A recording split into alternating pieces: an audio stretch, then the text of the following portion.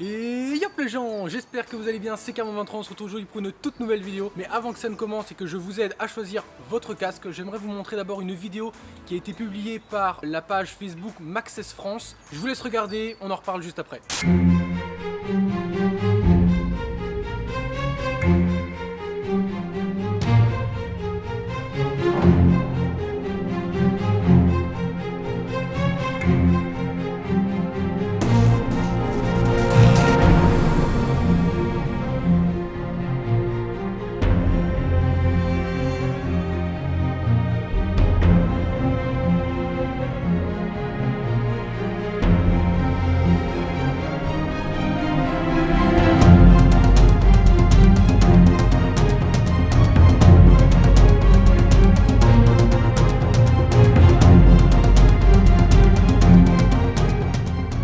Voilà pourquoi il faut toujours bien choisir son casque. Et aujourd'hui, c'est ce que je vais faire dans cette vidéo. Je vais essayer de vous aider au maximum pour choisir votre casque de manière optimale en seulement quelques étapes. Pour la vidéo que vous venez de voir, il y a deux raisons plausibles pour lesquelles le casque aurait pu se retirer. La première, c'est que soit le casque était beaucoup trop grand pour lui, ce qui fait qu'au moment du choc, le casque s'est enlevé, ou alors que le gars avait mal serré son casque. Ici il s'agit d'un AGV K3, alors ça veut pas dire qu'AGV est une mauvaise marque de casque, loin de là, ça aurait pu arriver avec n'importe quel autre casque. Ça veut juste dire surtout que le gars avait une boucle micrométrique, alors on en parlera après, il y a d'autres systèmes de fermeture. Et donc au moment du choc, la boucle micrométrique s'est peut-être ouverte du fait qu'elle était mal serrée au début. Bref, vous l'avez compris, mal choisir son casque ça peut être fatal. Ici lui il a vraiment eu de la chance, mais je ne veux pas que ça arrive à l'un de mes abonnés. Alors aujourd'hui je vais vous aider à bien choisir votre casque, c'est parti.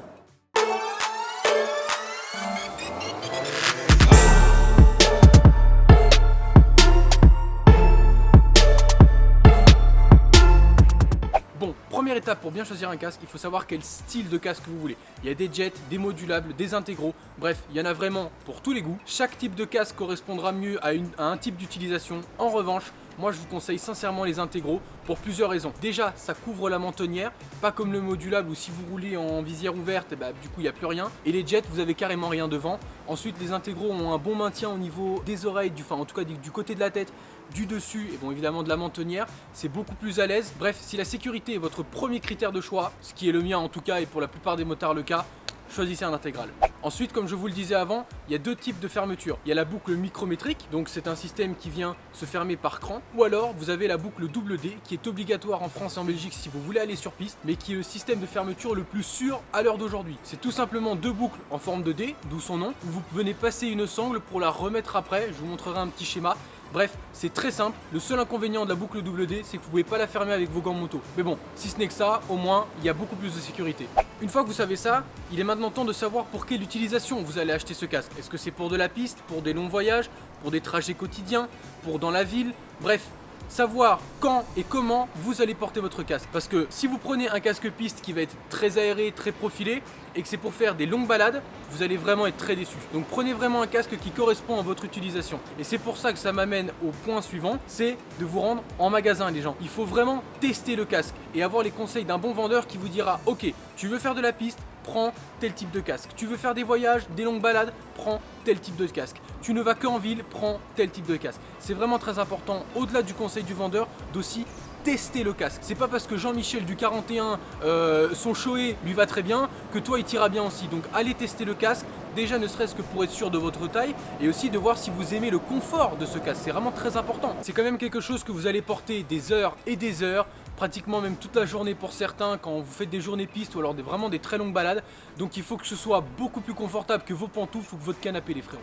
Quand vous testez le casque, si vous sentez une pression au niveau des joues mais rien au niveau du front, c'est qu'il est à la bonne taille. Petite astuce, mettez un doigt au niveau du front. Si vous savez passer qu'un seul doigt, il est à la bonne taille. Si vous ne savez pas passer le doigt, c'est qu'il est trop petit. Si vous savez passer plus qu'un doigt, c'est qu'il est trop grand. Autre test pour la taille de votre casque, faites comme ceci. Si vous voyez que ça ballotte dans tous les sens, c'est qu'il est trop grand. Pareil, poussez au niveau de l'arrière du casque. Si vous voyez que tout se déplace, c'est qu'il est trop grand. N'oubliez pas que les mousses à l'intérieur d'un casque vont se faire au niveau du temps, c'est-à-dire qu'elles vont rétrécir légèrement. Donc il vaut mieux parfois être un petit peu trop serré au niveau des joues pour qu'il soit bien adapté au fur et à mesure du temps, que de le prendre beaucoup trop grand. Et si vous voyez au bout de 2-3 ans que les mousses de votre casque se sont trop tassées, vous pouvez soit les changer, soit faire des rajouts. Donc pensez-y au lieu de racheter un nouveau casque. Ensuite, n'oubliez pas qu'un casque repose pratiquement entièrement sur votre nuque. Donc plus léger il sera, mieux ce sera. Disons que le poids idéal pour un bon casque, pour ne pas que ça vous gêne au bout de longs trajets, de longs voyages, ou alors même sur piste, ça se trouve entre 1200, ça c'est vraiment très léger, à 1450 grammes. Pour vous donner un ordre d'idée, mon AGV Corsa R, sans rien, sans la GoPro ni rien, fait environ 1320-1350 grammes, ce qui est assez léger. Prochaine étape, il va falloir regarder les systèmes de ventilation. Plus il y en a, mieux c'est.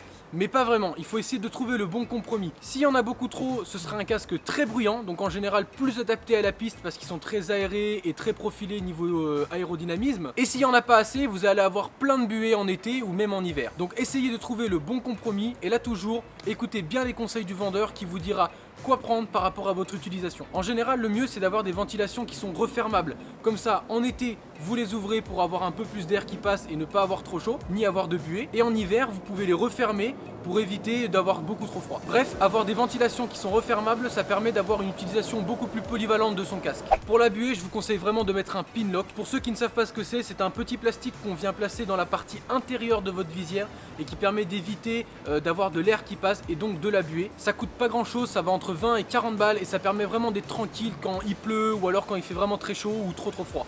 Pour ceux qui portent des lunettes, j'ai quand même pensé à vous. Certaines marques et certains modèles de casques ont une canure pour laisser passer les branches de vos lunettes, donc vous êtes tranquille à ce niveau-là. Certains casques de type touring, on va dire touring sportif, ont une visière solaire qui peut venir se rabattre devant vos yeux. Moi je trouve ça pratique, mais sincèrement je suis pas fan parce que je trouve que c'est pas aussi bien qu'une vraie visière solaire. Je prends l'exemple sur mon AGV, mon Corsa R, j'ai mis une visière noire fumée, je vois très bien dans le noir et je vois encore mieux quand j'ai le soleil en face de moi. Mais certains casques sont fournis de base avec cet écran solaire, à vous de voir si vous voulez l'utiliser ou non.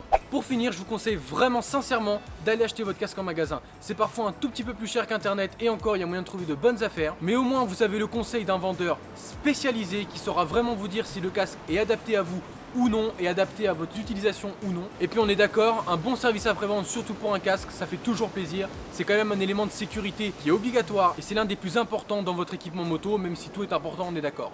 Le prix d'un casque varie entre 50 et 3000 euros, donc il y en a vraiment pour tous les budgets, mais sachez qu'on peut quand même trouver un bon casque entre 150 et 200 euros. Dites-moi en commentaire le casque que vous avez ou que vous aimeriez acheter. Bref, j'espère que cette vidéo vous aura plu et vous aura surtout bien aidé. On est 100 000 sur la chaîne les frérots, 100 000.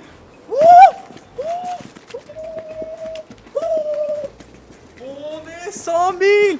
On est 100 000 les frérots, 100 000. Bref, je vous réserve du très lourd. Restez connectés les frérots, abonnez-vous parce que vous n'êtes pas au bout de vos surprises. Il y a vraiment de grosses surprises qui arrivent.